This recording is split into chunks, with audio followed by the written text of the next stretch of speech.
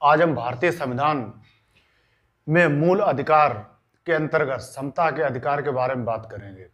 समता का अधिकार भारतीय संविधान में मूल अधिकार के अंतर्गत अनुच्छेद 14 से लेकर अनुच्छेद 18 तक आता है। अनुच्छेद 14 एक महत्वपूर्ण अनुच्छेद है और इस अनुच्छेद से संभवतः एक प्रश्न हर परीक्षा में आ ही जाता है। वैसे मूल अधिकार एक ऐसा चैप्टर है भारतीय संविधान में जिससे सबसे ज़्यादा प्रश्न किसी ना किसी परीक्षा में आ ही जाते हैं, चाहे प्रश्न वो ऑब्जेक्टिव टाइप के हों या डिस्क्रिप्टिव टाइप के। अगर मूल अधिकार के समता के अधिकार की बात करें तो ये अनुच्छेद 14 के अंतर्गत आता है। तो इसमें कहा गया है कि भारत राज्य क्षेत्र में अर्थात भारतीय राज्य में या भारत देश में किसी व्यक्ति को विधि के समक्ष या कानून के समक्ष या कानून के सामने समता से अथवा समानता से अथवा विधियों के समान संरक्षण जो कानून द्वारा उसे जो संविधान द्वारा सुरक्षा प्राप्त की गई है उनसे राज्य द्वारा वंचित नहीं किया जाएगा। अर्थात राज्य उनके जो कानूनी अधिकार है उन्हें छीन नहीं सकता है। इसमें दो वाक्य हैं, विधि के समक्ष समता और विधियों के समान संरक्षण। इसमें जो विधि के समक्ष समता वाक्यांश है ये यूके अर्थात ब्रिटेन के संविधान से लिया गया है। यह एक नकारात्मक अभिव्यक्ति है। इसका अर्थ है कि कानून के समक्ष या सामने विभिन्न व्यक्तियों में किसी भी प्रकार का विभेद नहीं किया जाएगा। अर्थात कानून के सामने चाहे व्यक्ति सामाजिक, आर्थिक या राजनीतिक दृष्टि से कितना भी उच्च हो या प्रभावशाली हो, संपन्न हो, और कोई अन्य सामान्य नागरिक या आम व्यक्ति, उन दोनों में विभेद या अंतर नहीं किया जाएगा। ना इन व्यक्तियों को, जो व्यक्ति प्रभावशाली हैं या उच्च वर्ग के हैं, धन में, राजनीति में या सामाजिक प्रतिष्ठा में, उनको कोई विशेष अधिकार नहीं दिए जाएंगे सामान्य नागरिक की तुलना में। और इसके अलावा जो व्यक्ति सामान्य व्यक्ति आम नागरिक है और जो पद प्रतिष्ठा में सबसे अधिक प्रभावशाली व्यक्ति है उन व्यक्तियों की श्रेणी में आता है, तो उन पे जो न्यायालय, जो सामान्य न्यायालय है या ऊंचे न्यायालय है अर्थात निचली अदालत या सर्वोच्च न्यायालय की जो अधिकारिता होती है उसके अंतर्गत वह व्यक्ति, दोनों प्रकार के व्यक्ति आते हैं, प्रभावशाली व्यक्ति और आम नागरिक। और वह व्यक्ति चाहे कोई भी हो, भारतीय नागरिक, वो देश की कानून व्यवस्था या विधि शासन से ना ऊपर है ना उससे परे है। इसमें विधि के समक्ष समता में विधि के शासन की संकल्पना है वह उसमें निहित है, अर्थात उसके अंतर्गत आता है। जो संविधान विशेषज्ञ डायसी थे उन्होंने इसके 4 लक्षण बताए हैं विधि के शासन के।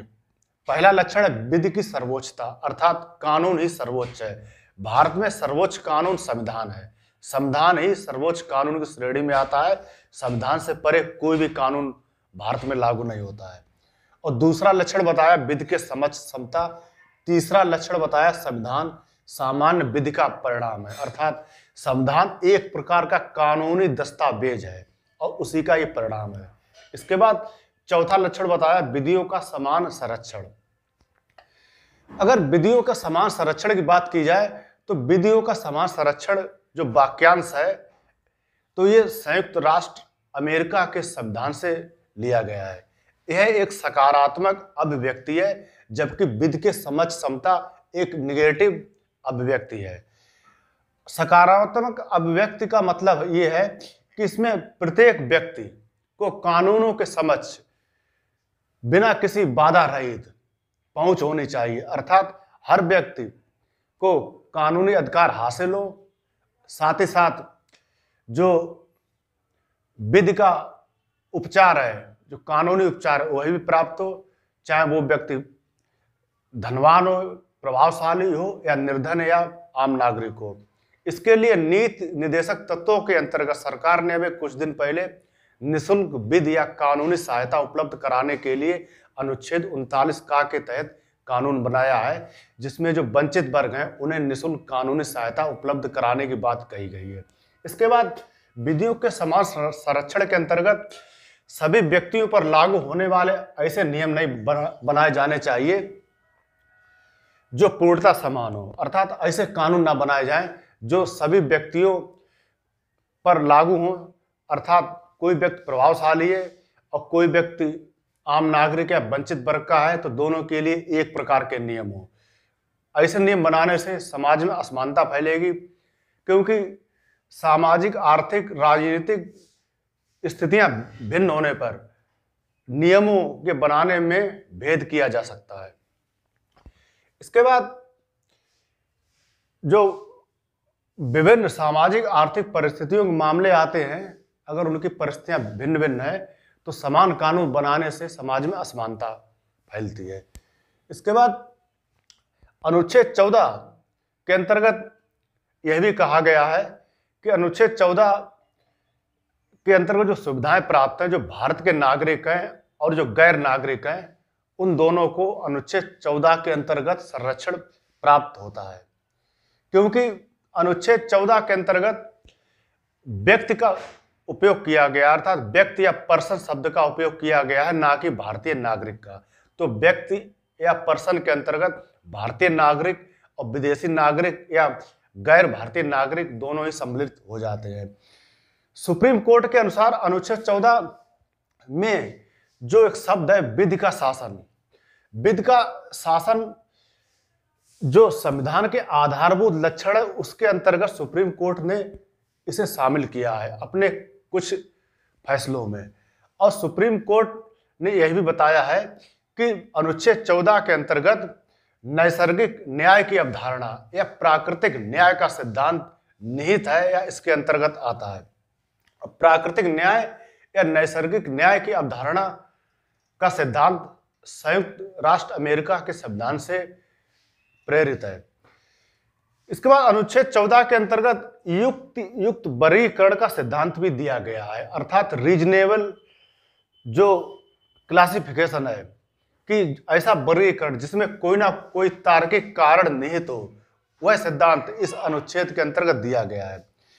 तो इसकी व्याख्या सुप्रीम कोर्ट ने अपने विभिन्न फैसलों में की है। तो सुप्रीम कोर्ट के अनुसार जो विभिन्न वर्ग हैं उनकी आवश्यकताएं भिन्न भिन्न होती हैं सामाजिक, आर्थिक, राजनीतिक दृष्टि के अनुसार।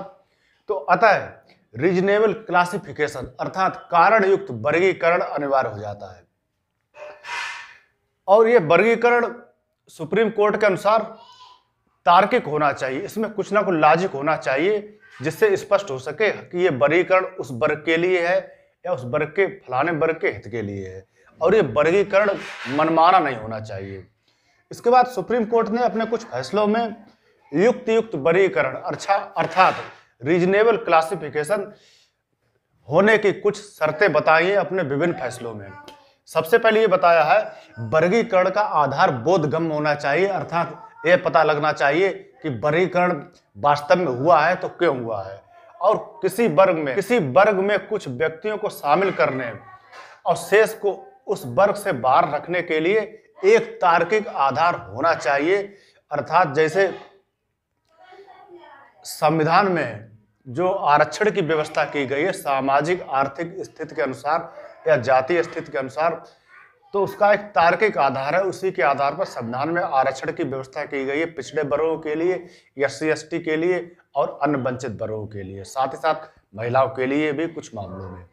इसके बाद किए गए वर्गीकरण का तर्कसंगत संबंध उस उद्देश्य के साथ होना चाहिए जिसे अधिनियम के माध्यम से प्राप्त किया जाता है। इसके बाद समता के अधिकार के अपवाद, कि समता के अधिकार जो है कुछ मामलों में लागू नहीं होता है, जैसे विदेशी राजनयिक या विदेशी राजदूत और विदेशी शासक, संयुक्त राष्ट्र संघ की एजेंसियां या उनके अधिकरण, उनके कर्मचारी अधिकारी, इन पर जो भारतीय न्यायालय हैं उनकी अधिकारिता इन पर लागू नहीं होती है, अर्थात उन पर सिविल या क्रिमिनल या आपराधिक मुकदमे नहीं चलाए जा सकते हैं या उन्हें इनसे स्वतंत्रता या उन्मुक्ति प्राप्त है। इसके बाद अनुच्छेद 361 के अंतर्गत जो भारत के राष्ट्रपति होते हैं तथा राज्यों के जो राज्यपाल होते हैं अपनी जिम्मेदारियां या संवैधानिक दायित्व निभाने के लिए किसी के प्रति जवाबदेह नहीं है, अर्थात इन्हें भी विशेष उन्मुक्तियां या विशेषाधिकार प्राप्त हैं। इसके बाद अनुच्छेद 105 के अंतर्गत संसद सदस्यों को कुछ विशेष अधिकार दिए गए हैं, अर्थात संसद के जो सदन है, लोकसभा और राज्यसभा में जो मेंबर होते हैं, कोई भी कथन या स्टेटमेंट संसद में देते हैं तो कोई भी न्यायालय उनके कथन या स्टेटमेंट पर प्रश्न चिन्ह नहीं लगा सकता है। यही बात विधानमंडल अर्थात विधान परिषद और विधानसभाओं के मामले में कही गई है राज्यों के संदर्भ में। इसके बाद अनुच्छेद 31 का, अनुच्छेद 31 खा और अनुच्छेद 31 गा के जो अधीन पारित विधियां या कानून है उनको भी अनुच्छेद 14 की श्रेणी में रखा जाता है अपवाद के रूप में।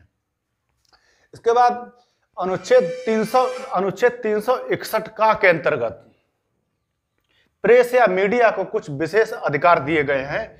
इसके अंतर्गत यदि कोई भी व्यक्ति, मीडिया का व्यक्ति संसद की किसी भी सदन, लोकसभा, राज्यसभा की जो कार्रवाई होती है उसका सत्य प्रकाशन करता है, अर्थात तार्किक तथ्यों के आधार पर उनका प्रकाशन करता है और ऐसा करने के पीछे उसका उद्देश्य उचित होता है या जनहित में होता है, तो उसके विरुद्ध मीडिया कर्मी या मीडिया के विरुद्ध कोई भी जो सिविल कोर्ट होता है या क्रिमिनल कोर्ट होता है उसमें उसके विरुद्ध मुकदमा दर्ज नहीं किया जा सकता है।